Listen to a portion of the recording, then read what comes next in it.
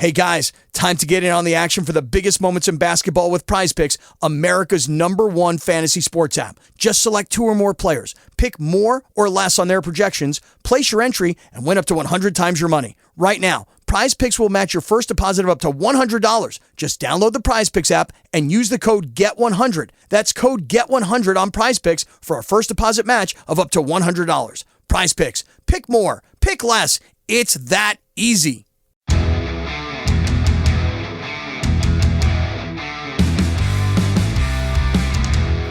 Welcome to the 7220 Sports Kickoff Show. Here are your hosts, Cody Tucker and Jared Newland. Welcome to the 7220sports.com Kickoff Show presented by the Brown and Gold. This show is also sponsored in part by Dickey's Barbecue Pit, YO Lotto, Papa Murphy's Pizza, Rocky Mountain Shirtworks, and Lovejoy's Bar and Grill. I am your host, Cody Tucker, joined as always by Jared Newland on the third floor of the A&B Bank building in beautiful downtown Cheyenne, Wyoming. We can say that because we are on the bye week, and we are actually in the cozy studio today, and it looks very nice out. And we better 70 plus. We better enjoy every one of these. Of course, Wyoming's not playing this weekend when it's 70 degrees outside. You know what? I looked at the future forecast, Yeah. weather forecast, at the future schedule. Really looking at that CSU game, I was like, oh, man. Earlier in the week, I saw some temps, and I was like, that is going to be cold. Now it has a high of like 54 and a low of 20-something. Oh, wow. Oh, that's so doable. Perfect. Yeah. Very doable. I was like, hell yeah. Well, we are on the bye week, and we're working. That's not the only sad news. We have a game to rehash that I don't think either one of us really want to.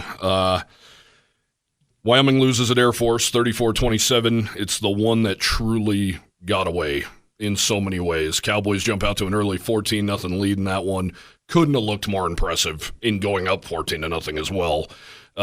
And holding Air Force to a 3-and-out on their first drive. I mean, everybody was clicking right off the bat. Then came the fake punt, which, I think we know because we've watched enough of these games that there's always those bag of tricks in Air Force's bag. Wyoming special teams coaches didn't seem to get the memo. You got who's the main special teams coach? All of them. No, Benny Boyd and Shannon Moore. But Craig also claims that he is. And that's what I mentioned. Oscar Giles is also obviously on the block team and got a ton of credit after the App State game. I wrote in my column this week, are there too many cooks in that kitchen? That's a lot of coaches talking. How about you hire one? One. A lot of teams have a special teams coach. Yeah. Not by committee. Seems like a lot of voices. And guys, we're not just dumping on the fake punt, of course. That was turned into a 38-yard gain and a touchdown a play later to get Air Force right back in this one. The missed field goals. John Hoyland is just having a hell of a time here these last 2 weeks. All-American kicker. Missed a couple, and they weren't gimmies by any means. 47, 52-yarder. But his pitch and wedge draw is not working. I mean, he hangs it out there, and it comes back in 9 out of 10 times, but he's missed 3 in a row. Yeah, and they're all going right. Yeah. Every one of them's gone to the right. And then, of course, the blocked PAT when the Cowboys had a chance to go up 28-27 late in the fourth. Obviously not his fault, but another special teams blunder. And one that nobody's talking about is right before the half, Clayton Stewart hits a 31-yard punt that's turned into more points for Air Force before the half. I mean, Wyoming had a real chance, Jared, early on in this one to put their foot on Air Force's throat and just bury them because the Cowboys scored. The first halves of these last 2 games have been beautiful. They've been the absolute opposite in the second. Well, I do have to say thank you for Air Force for having that video board in the north end because we're still standing in line 30 minutes, about 100 people deep, could not get in the gate. Why? I have no idea. There was nobody at that game. I have no idea. So we get up there and the guy's like, looking in clear bags, but made you take things out of clear bags. What? Open things up. He goes heightened security, but luckily we were able to see the touchdown drive coming right at us, but it was on the video board, so it looked like it was going the other way. Yeah. So thankfully they had that, or I would have been more pissed off than I already was. Yeah. Then they said everybody had to get wanted after you went in the gate, and I was like, no. That's insane. You get wanted when you go through a gate, not after you go Yeah. through a gate. So I just walked around them and walked very fastly to my seat. Well, they said there was 28,000 at that game. I don't know. It was sparse for how big that game was. But on your side, there was a lot more people, and I think you could see even that Underneath, lower yeah. area. Yeah. Yeah. But it never got loud by any means. No, it sure didn't. And that really, I know we're putting the cart in front of the horse big time here, but if Wyoming pays another visit to that building at the end of the year for a Mountain West Championship game, I don't think anybody's scared of that atmosphere whatsoever. No, the only thing it would be is if it's a night game or a day game and how chilly it would be. Yeah. But, I mean, you'd imagine, you talked about it before we went on the air. We knew there'd be a lot of Wyoming fans there, but it wasn't even as impressive as it should have been. No, I thought there would have been more Wyoming fans there too. And I actually had somebody tell me just yesterday or the day before, oh, yeah, we just happened to be down there. We were going to some comedy event, and it was the same time as the game.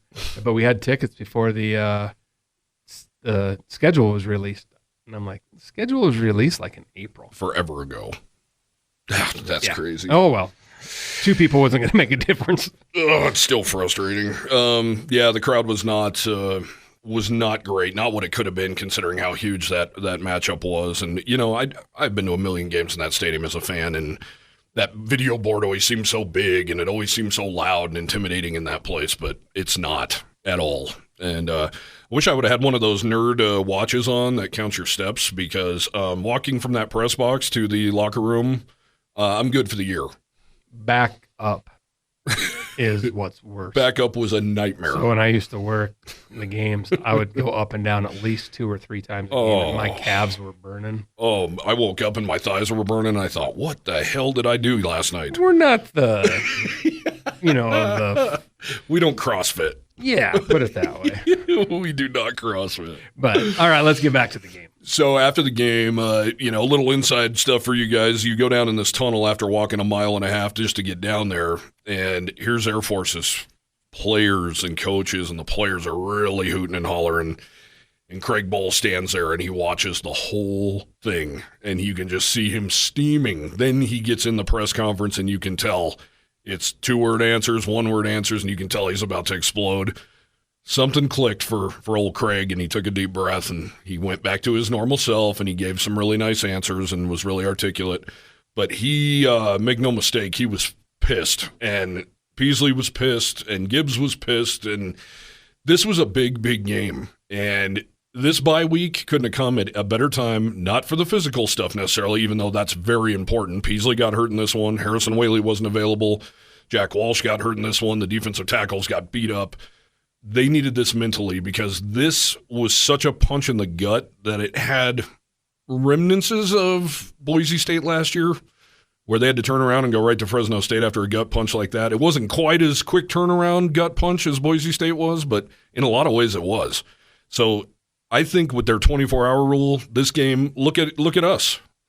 We're well over 24 hours away from that game, and it's just sickening, a sickening feeling. And then to make it worse, on the way home, you're listening to the radio, and Colorado State comes back and throws a Hail Mary to beat Boise State and gives Wyoming another gift.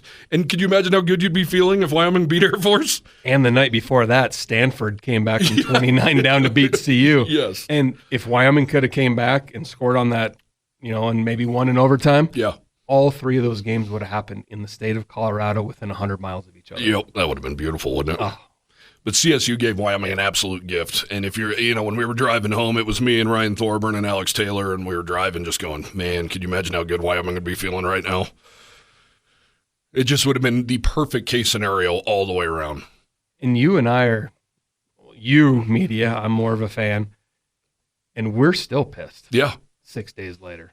So imagine I know these players they took it very seriously. They are, yeah. And they're different. They've been practicing a little bit and taking a little bit of time off, healing those bumps and bruises and stuff. And hopefully Whaley's ready to go next week with a more significant injury. But I mean, it's tough to swallow. And I know that you and I, and there's only a handful of us out there that we're a different breed as far as how hard these things hit us. I know it. Kevin McKinney, I talked to him the other day. He's still bummed. Yeah, that hurt. And but everybody has to move on, because there's so much still in front of this team. Yeah.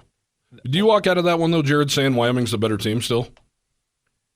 Overall, top to bottom, yes.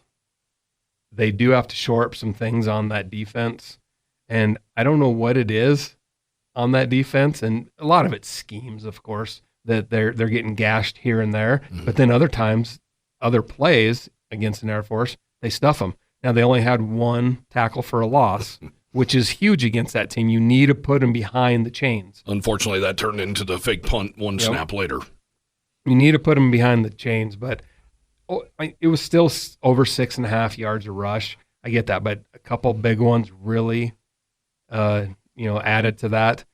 And Wyoming had their chances. Yeah. Oh, boy, did they. So many chances. Boy, did they. And when they caused those 2 turnovers, I mean, even Air Force had to think, oh, this is over. Yeah, Yeah, they fumble twice. That is something that team does not do. They finish 0-2 in the turnover department. Then they score on the pitch, 58-yard touchdown run. That was actually a blessing for the Cowboys to get the ball back with 2:17 to go. That was not necessarily Air Force's plan there to score, to quick strike like that, because I thought, oh boy. And then of course, to me, the possession at a halftime was the demoralizing traditional Air Force 17-play, 75-yard drive, picking up third downs. Ball never went in the air one time. They just boom, boom, boom, boom, and just slowly and methodically take 10 minutes off the clock and then score a touchdown, and you go. That's when you start reverting back to your former Wyoming fandom days and go, Wyoming might not get the ball back. If they go 3 and out here, they may never get the ball back in this game. And then now we know, and the fans knew at home who watched this thing, that was a fumble on the goal line on play 16 of that, and it really should have been Wyoming's ball. And, folks, I have emailed the conference office, haven't heard anything back, to just get complete clarification on if Craig called a timeout there to give the replay folks more time to look at that. Would they have used that time to look at it, first of all? And second of all, does he get that timeout back? I just want clarification, just so we have because there's so many things on the internet, even that are dated August and September of 2023, and it's still talking about throwing your challenge flag. College coaches don't have challenge flags. Yeah. So I don't know where that stuff's coming from on the internet. We all believe it though, right? When you read the internet. Oh yeah. Well, and I asked Craig about it after the game. I said it appeared he fumbled, and he goes, "Man, there's so many cameras, and we got people in Dallas looking at this thing. We got the Mountain West looking at every play, especially turnovers." He's like, "It must not have been if they didn't stop the game." And after further evaluation or further review, it most certainly was coming out. And I bet you his tune turned on Monday. And I'm sure the only reason he didn't bring it up Monday is because he would have got himself in trouble with the conference. But it's the conference's job, too, to come out and say, hey, our guys made a mistake. Yeah. Everybody makes mistakes. It's okay, but you know what? Fess up to it. I think we're just brushing that one under the rug, it appears. Well, a lot of other things at Air Force that I talked about last week. We got some guy called and said that you and I should be fired for our comments. Oh, really? We're just blank. We're anti-American? No, it wasn't really towards Air Force, but I think he was more probably mad that he lost probably money on the game, is my guess. We both picked Wyoming. Mm-hmm. You could have, even if you did take Wyoming and the 11 points, you win money, guy. Yeah, I fully thought Wyoming was going to win that game. And I gave you a stone cold lock last week. Yes, Penn State minus 42.5 over UMass. They won 63-0. Yeah, you're welcome, folks. Start paying attention, sir, and we know you're going to be listening to this one as well. So thank you for calling. Thank you for reading. Caller ID said Salt Lake City. Oh, gross. So that even narrows it down to you know who you are. So we really don't care what they have to say. Yeah, that could have been a huge, if you think about it in hindsight, that could have been huge. They go on that unbelievable traditional Air Force-looking drive, only to fumble at the goal line on play 16. And it was Emmanuel Michel, the guy who said the only way we lose this game is if we beat ourselves. And he's the one who fumbled. He did fumble again in the fourth, but he would have been the one who fumbled that away. And that would have been a huge favor for the Cowboys. They would have taken the ball over, actually at the 20. At the 20 because they would have had the ball at the 20, but also no points on the board for Air Force, and they took the entire clock in the third quarter. Yeah, so that, it still would have been 21-17 at that point. Yep.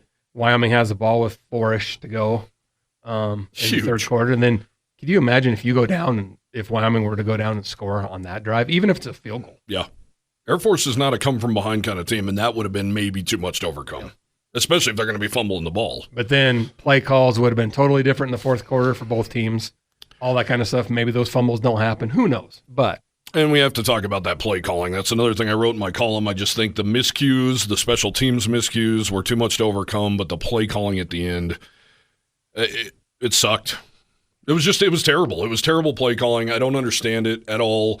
when they give you that second gift, you got to go for the throat right there, don't you? You got to go to the end zone right there. And you have the hottest quarterback in the Mountain West in your backfield. You got to go for the end zone.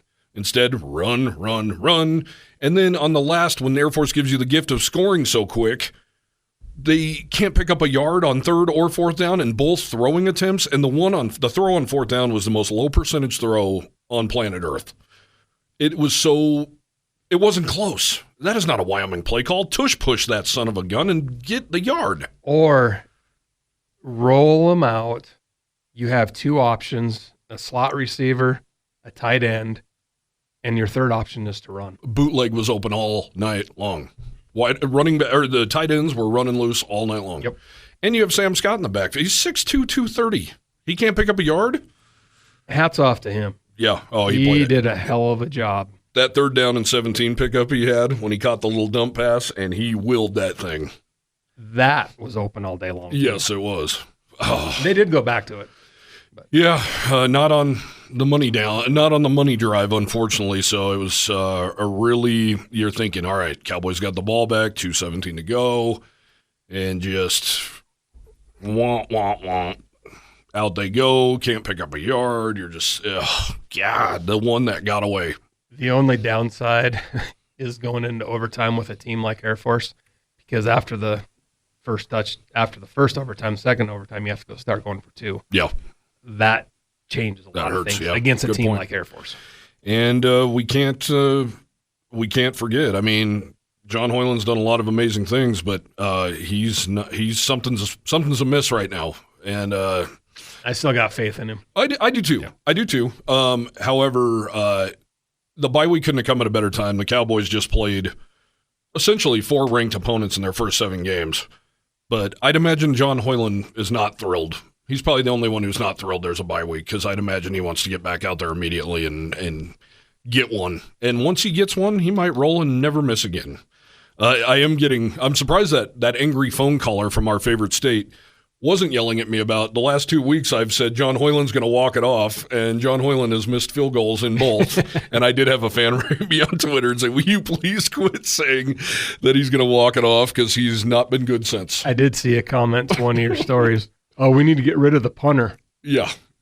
And I was like, did I miss something about? I mean, yeah, he had that 131-yarder. Yeah. But at the same time, his punt average was 48, I think. 48. Yeah. I mean, Clayton Stewart's had an up and down year. I'm sure he's not thrilled with what his year's been, but he's not a major issue on this team. If they weren't, they have another scholarship punter in Ralph Fawaz. If Clayton Stewart was that big of a problem, these coaches, what fans don't get, and sometimes I don't get, and I lose track of, these coaches are around these players all day, every day. They track everything they do, so they know best. Somebody else I was standing by in the second half said, I can't believe that Hoyland can't kick it out of the end zone. And I looked at him, I said, that's not him. Yeah. I mean, he can kick it out of the end zone anytime he wants. We've seen it. Craig asked him, or whoever's telling him, let's kick it to the end line, goal line, and see if they bring it out. If not, they'll fair catch it. Yeah. Which Air Force did all night. Yeah, and they hope to push him, catch him at the 18, 20-yard line instead of the 25. But that, I still don't understand that concept. If you have a weapon, use it every single time. Don't even give that other team the 1% chance. We just had this chat in the press box in Colorado Springs with CSU coming up in a couple of weeks. Don't ever. With number 14? Yeah, even Clayton Stewart. Yeah. Kick it out of bounds. Yep. I don't care if it ends up being a 20-yard net punt. Do not put it in that guy's hands, or no matter what. Kick it as high as you can.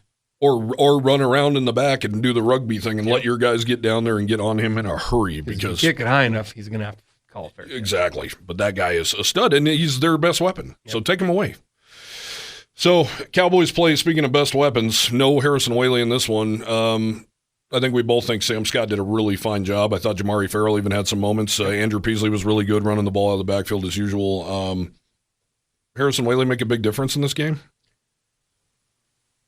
I think that there were a couple of, if they run the same plays, of course, we don't know that. Hindsight's 20/20, but I think he could have got 5 to 10 more yards on a few of those plays than Sam did, because Sam, he's just not as agile back there, and he doesn't hit the hole like Harrison does. And you never know. Whaley may have broke one. Yeah. You just don't know. Right. I mean, we saw it 2 years ago. Titus Swin takes it, 98 yards or whatever, 96 yards. Yeah. So you never know. But I do believe that he probably does, because even though Sam Scott did a great job and led the team in receiving out of the backfield, some of those plays with Harrison on the run even, he probably gains more yards. Yeah. Yeah, no doubt. If you could pinpoint it, Jared, what has been the biggest issue in the second half of this team? They've scored, I want to say, 45 points in the first half of the last two games combined. They've scored 6 combined in the second 2 quarters of these last 2 games, and all 6 of those came last week on a touchdown pass that the extra point was blocked. And I don't know, I don't want to say it's on the players by any means. It's probably more on the coaching staff complacency. Getting too comfortable and settled in with what they're doing instead of keeping their foot on the pedal. Bull called it static. I think it's been a perfect mixture of static, whatever the hell that means, and weird. Just Air Force takes the ball for 10 minutes to start the third quarter. Wyoming's offense in real time wasn't on the field for more than an hour and a half. That screws up your rhythm. That'll screw your rhythm real quick. And then, what did they have? 3, 4? They're lucky they had 4 possessions in the second half total at Air Force. And then I think Fresno State kicking that onside kick, that takes away a possession. That hurts. However, the one thing that so many people neglect to give credit to, those are 2 damn good teams on the other sideline. Yep. So it's a mixture of Wyoming not doing their thing, plus that's a damn good team with a lot of pride that are not about to get punched in the mouth at their house. And then in Fresno State's case, they're the 24th team in the nation defending Mountain West champions. And I think the injury to Jack Walsh early in the game hurt Wyoming as well. Yeah. He was sitting right in front of us with the trainers and the doctors, and you could tell he was going to try to go. They taped it, walked around. I saw him once. He just shook his head. He goes, I don't think he had the push. Yeah. What I understand, high ankle sprain for Jack Walsh, that was huge because in the second half, Air Force's pass rush was coming, and they were making it through that right side on almost every single snap. And give Air Force credit. They made adjustments. And I heard Wyoming's offensive line and defensive line say that was the toughest team we faced all year. And it wasn't because of cut blocks and diving at knees and all that. It was man on man. That team was tough as hell. You look at the penalties, only 3 for Wyoming. A couple of them were key because they're pre-whistle. Yeah. They have got to shore that up, too. Yes. That's been happening a lot the last 3 games. Air Force 1 for 9 yard, and I saw 2 on 1 play. The plain as day. The holding call on that first touchdown was egregious. I mean, it was plain as day. And it was Michelle. It was Emmanuel Michelle. He even threw his hands up as he hooked the guy and took him to the ground. I'm not one to be blaming officials and stuff, but man, there were a couple of misses that were just like, dude. And the fumble being the main one. How do you miss that? And we talked about it before we went on the air.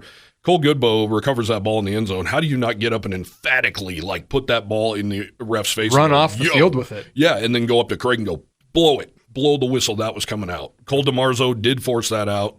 It was a fumble. Huge, huge miss. Speaking of somebody who has stepped it up in the last 3 games. Cole DeMarzo. Cole DeMarzo. Yep, Michigan State he transfer. Has been playing very well. Absolutely. We have about 40 seconds left here. Zach Larrier, the quarterback for Air Force, he's hurt.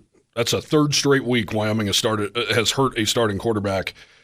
It's easy to go, it's Air Force, they'll be fine. I don't think so. That guy was different with him. That guy was special. He is fast. And Track star for sure. And Jensen Jones was responsible for 2 fumbles right off the bat, and he looked slow as molasses compared to Larrier. They have their hands full with Navy today. They do. They absolutely do. All right, guys, on the other side of the break, we're going to break down some grading for Wyoming's position groups, talk about some stuff going around the nation, and look at your Mountain West scoreboard. Hey guys, time to get in on the action for the biggest moments in basketball with Prize Picks, America's #1 fantasy sports app. Just select 2 or more players, pick more or less on their projections, place your entry, and win up to 100 times your money. Right now, Prize Picks will match your first deposit of up to $100. Just download the Prize Picks app and use the code GET100. That's code GET100 on Prize Picks for a first deposit match of up to $100. Prize Picks. Pick more. Pick less. It's that easy.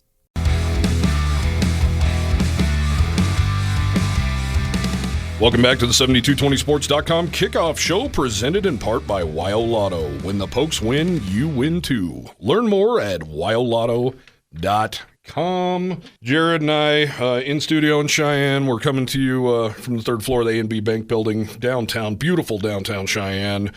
We have some rooting interest this weekend, and we're going to use our bye week, if you will, to get back to our fandom a little bit, I think. You, of course, have the Houston Astros.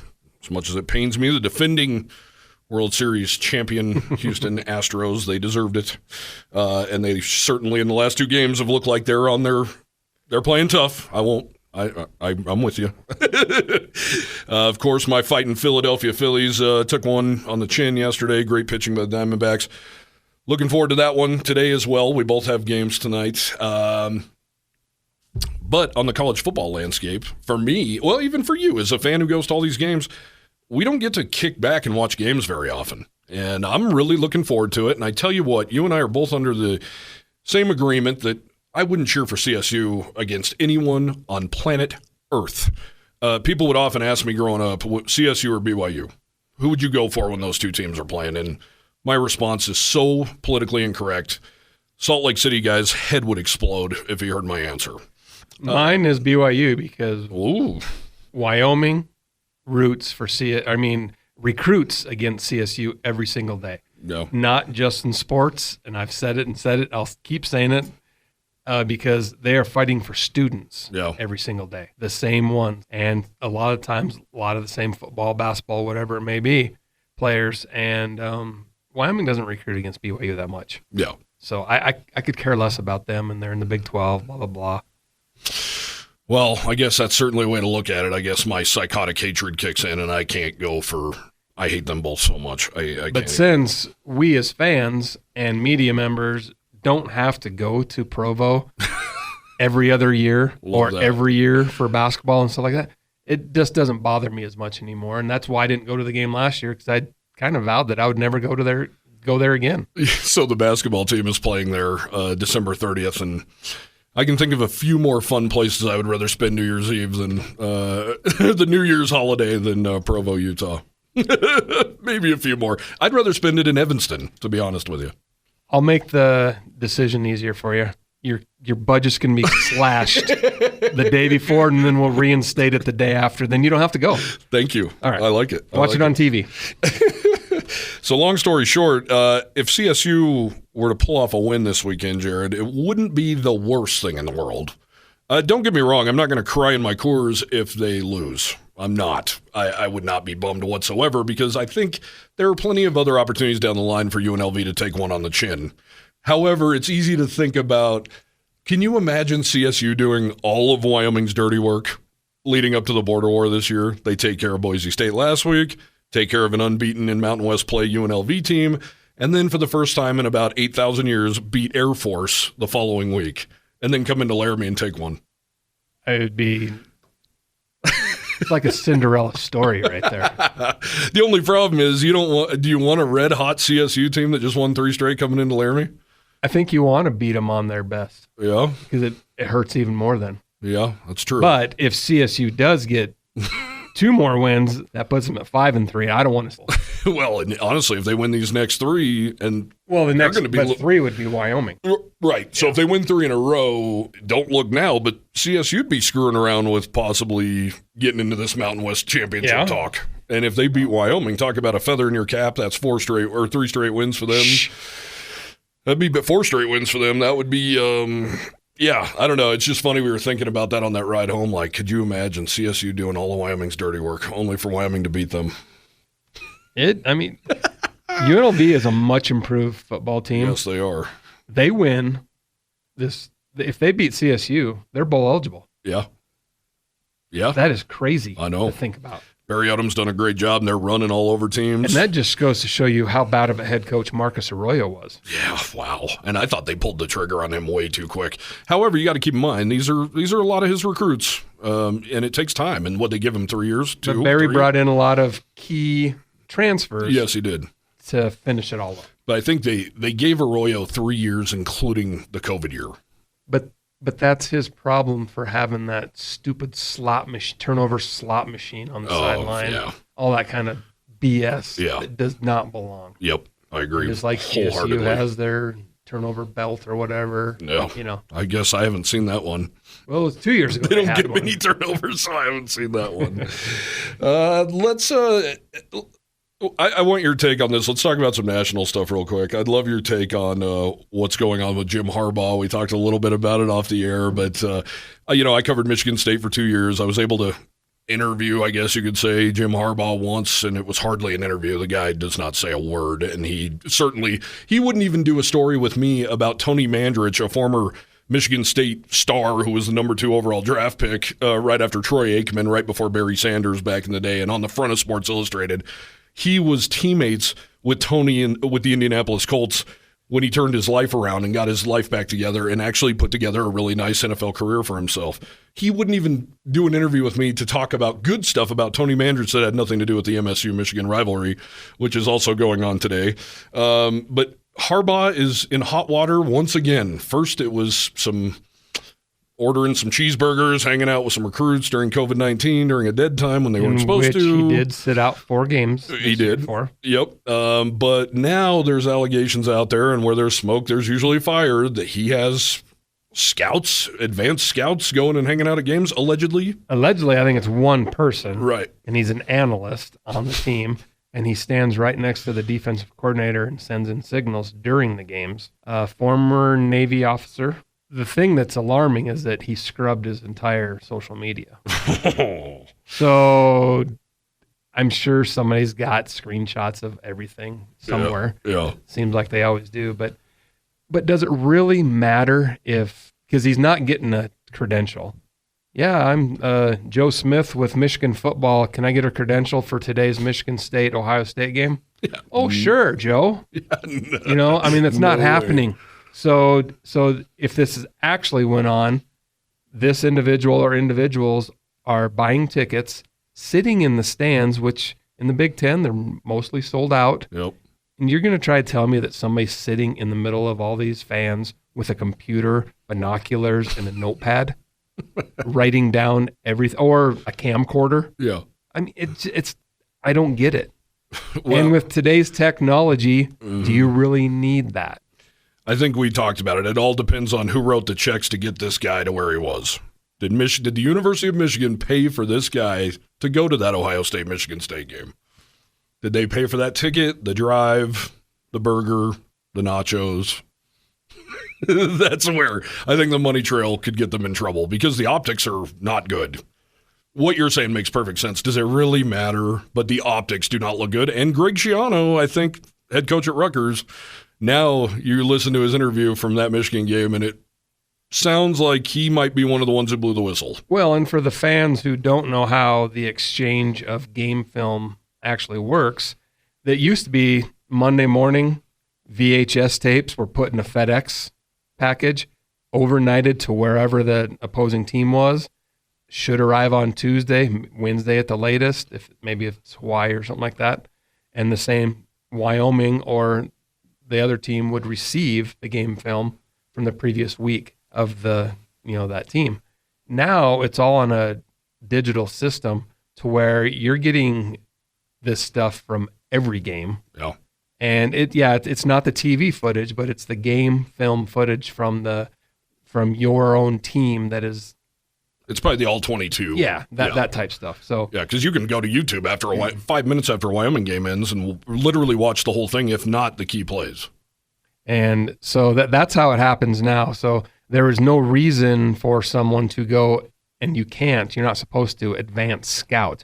Like in basketball, not college, but at the NBA level, there are scouts, advanced scouts, that they go to these other games and watch. Well, and in these baseball, teams. it's every in baseball, big time in baseball, and they're sitting right behind home plate. And sometimes they're looking for those signals, little tendencies like we haven't seen that before. What's going on? So then they'll have to go back and watch the game again. Well, and it's funny on the cervix, like I mentioned to you, you can go, wow, Michigan gets grilled for having the worst non-conference slate for sure, but it's not like they've played any heavy hitters yet in the Big Ten either. Well, it sounds like that possibly the people who are blowing the whistle were talking about last year as well. Yeah. They think that it was probably going on last year.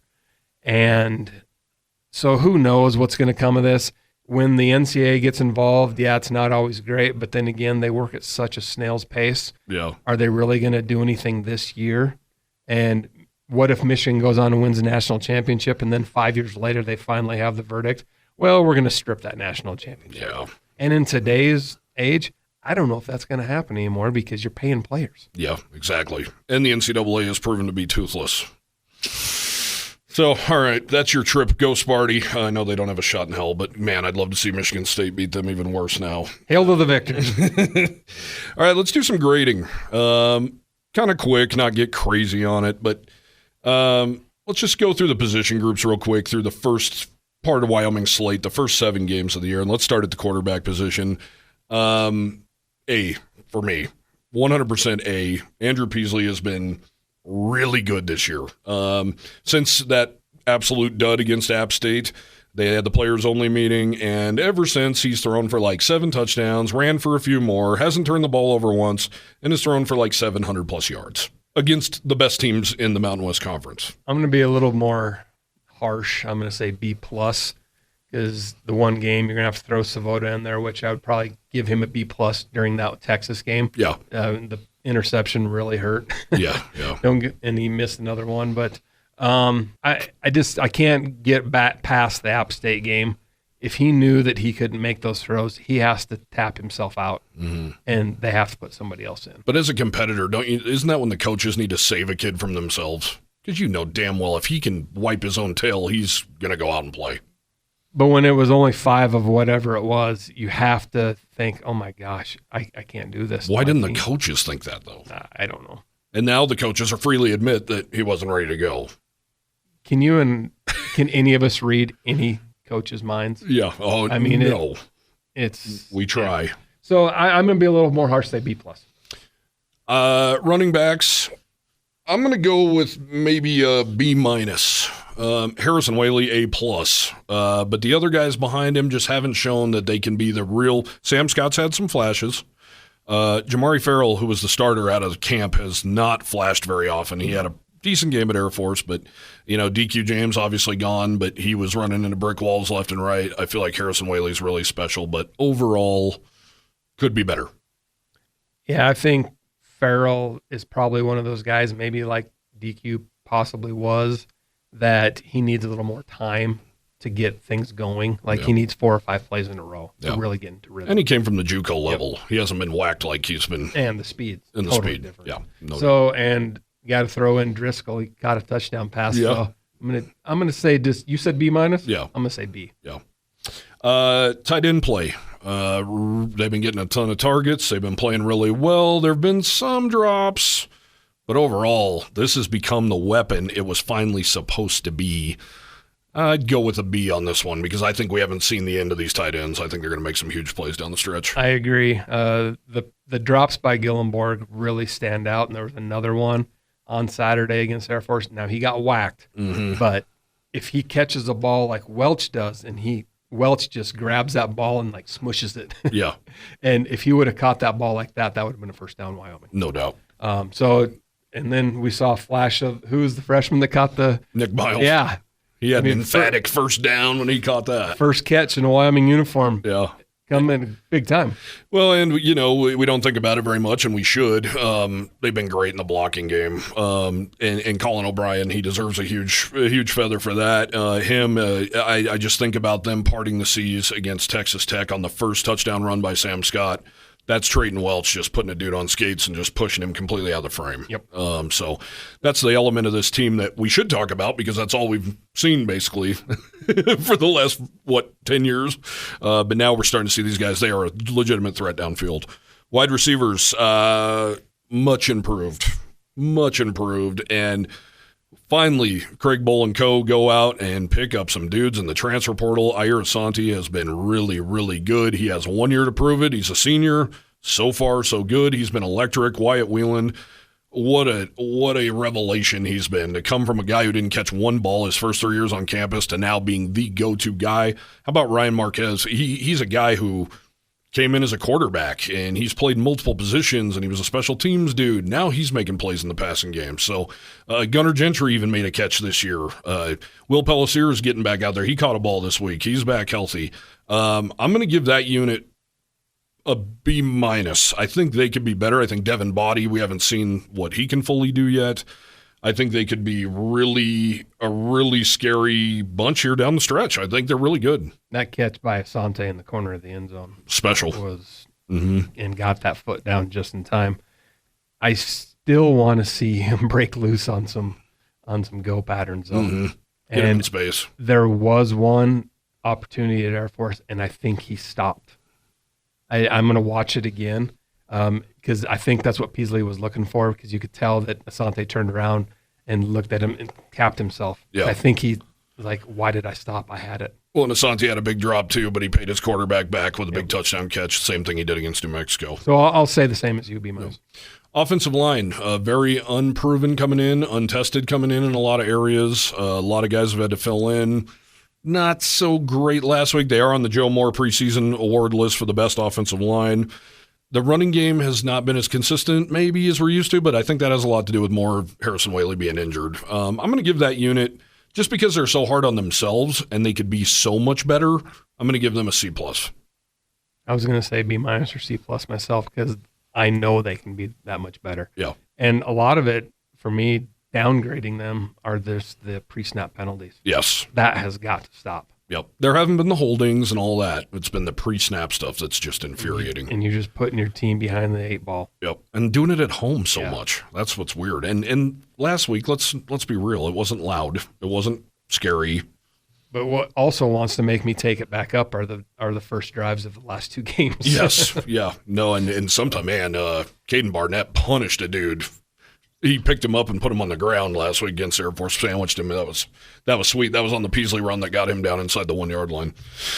Over on the defensive side of the ball, let's just go the whole defensive front. Obviously, we thought that'd be the strength of this team coming in, and for the most part, it has. They took a little bit of a beating last week. Like you said, giving up 6.5 per carry. That's probably the best Air Force has ever rushed against Wyoming in the Craig Bowl era, 356 yards. Goodbow's awesome. They're rotating so much there in the middle and at the DN spot, but I don't think the sacks have been there yet. I think that team, like the offensive line, that unit has a lot of room for improvement. Sebastian Harsh was hurt. So, Braden Siders has been hurt. I think they can really ramp these sack numbers up, especially playing against some passing teams. So I'm going to give them a C, a solid C, knowing they have a huge ceiling. I'm going to go a little bit higher with the C+.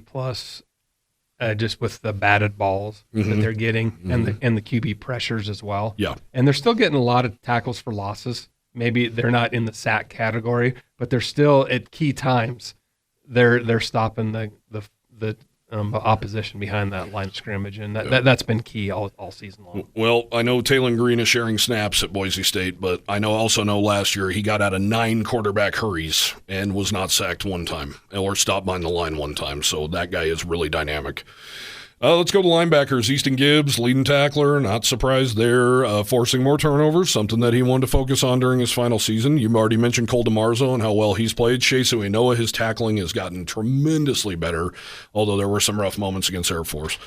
Connor Shea stepped in a little bit, and they've really rotated the linebackers a lot as well. So I would probably give them a B-, but man, when a guy like Cole DeMarzo steps up, that's just the rich getting richer. Yeah, I'm going to stay there right with you as well.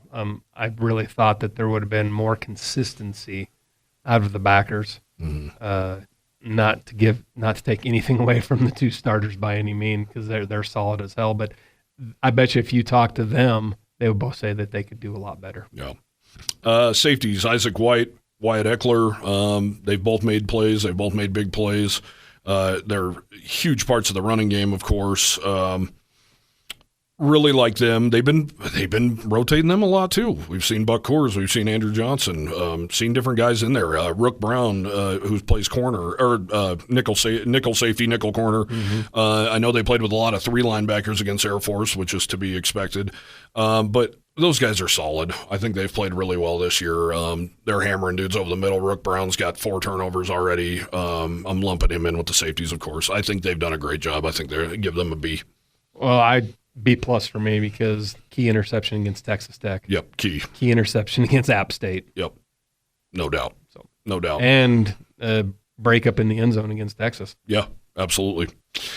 And Wyatt Eckler made life hell for New Mexico, to say the least, becoming the Defensive Player of the Week in the Mountain West Conference. Not last, but on defense, cornerbacks. I think Ja'Cory Hawkins has probably been the most steady so far this year. Tyrekus Davis, unfortunately, has been injured. Colby Taylor is supposed to be the guy, and I think he can still get there. He's played with so much emotion earlier in this year, and you can call it emotion and sugarcoat it. Some of it's been downright dumb, and he knows that, and he's really tried to control that, and I think he did well against Air Force, minus body slamming a guy on the ground. But Air Force did not have one of their big chunk plays. That was their first play of the game, if you remember. They threw a bomb. You were in line, maybe, but they threw a bomb on the first play. But other than that, Colby Taylor's been fine. I'm going to give those guys a C. Yeah, I'll probably go right there with you. The one penalty that stands out for me is Ja'Cory, but it was in the end zone. It probably saved a touchdown. Good, yeah. So it was a good penalty. Yep. But the penalties by Colby Taylor really hurt in a few games. They did win those games, but they still hurt. Yeah. But yeah, I'll go with that as well. Let's just go with punting and place kicking here. It would have been really easy to give John Hoyland an A+. These last couple weeks, however, he's missed 3 in a row, including a point after attempt, a pretty critical one. Not his fault, but missed one. And I'd still give him a B. He's still one of the best kickers. You see in the NFL every week how bad this place kicking problem is. Wyoming has been blessed to have some damn good ones, and he's another one. I think he needs an early kick at Boise. He'll be right back on it. I'll agree with that, and punting, I believe, has been very good as well. The one thing that's probably holding Wyoming back is the onside kick and the fake punt that has gone against them. Yep. And that as a whole, that's special teams. Yeah. Well, we have about 1 minute left. You want to run down the Mountain West games this weekend? You bet. Air Force at Navy, Hawaii at New Mexico, CSU at UNLV, Utah State at San Jose State, and Nevada at San Diego State. Nevada's lost, 16, 17 in a row. They are in a bad way. In New Mexico, they had to have that last week at home against San Jose State to get off to a great start. They get absolutely blasted in the second half. Nevada might go winless this year. They might. I mean, you couldn't ask. I know the game needs to be played, and we've seen some bad upsets in Wyoming history, but you couldn't ask for a better finale on the road in the Mountain West than playing at Nevada. I know we're getting way ahead of it, but there may be 1,000 people in the stands for that game. Maybe. And 500 will be Wyoming. Yeah, exactly. And we talked about it already, CSU, UNLV. The Rams can do the Cowboys a big solid by beating UNLV. However, if they don't, I feel like UNLV has got some losses coming down the road here. The Rebels are favored by a touchdown and a half, so 7 points. I could see that. One betting advice, I am going to take Navy plus 10.5. Yeah, I would too. To cover against Air Force and possibly the outright win. Yep. I think Air Force might be in a little trouble, folks, which is music to the ears. But we'll be back next week to talk about the Boise State Broncos. Can the Cowboys finally win inside Albertson Stadium? This has been the 7220sports.com kickoff show presented by the Brown and Gold. This show is also sponsored in part by Dickey's Barbecue Pit, YO Lotto, Papa Murphy's Pizza, Rocky Mountain Shirtworks, and Lovejoy's Bar and Grill.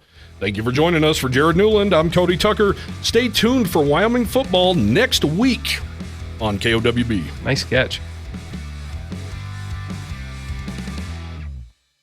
Hey guys, time to get in on the action for the biggest moments in basketball with Prize Picks, America's #1 fantasy sports app. Just select 2 or more players, pick more or less on their projections, place your entry, and win up to 100 times your money. Right now, Prize Picks will match your first deposit of up to $100. Just download the Prize Picks app and use the code GET100. That's code GET100 on Prize Picks for a first deposit match of up to $100. Prize Picks. Pick more. Pick less. It's that easy.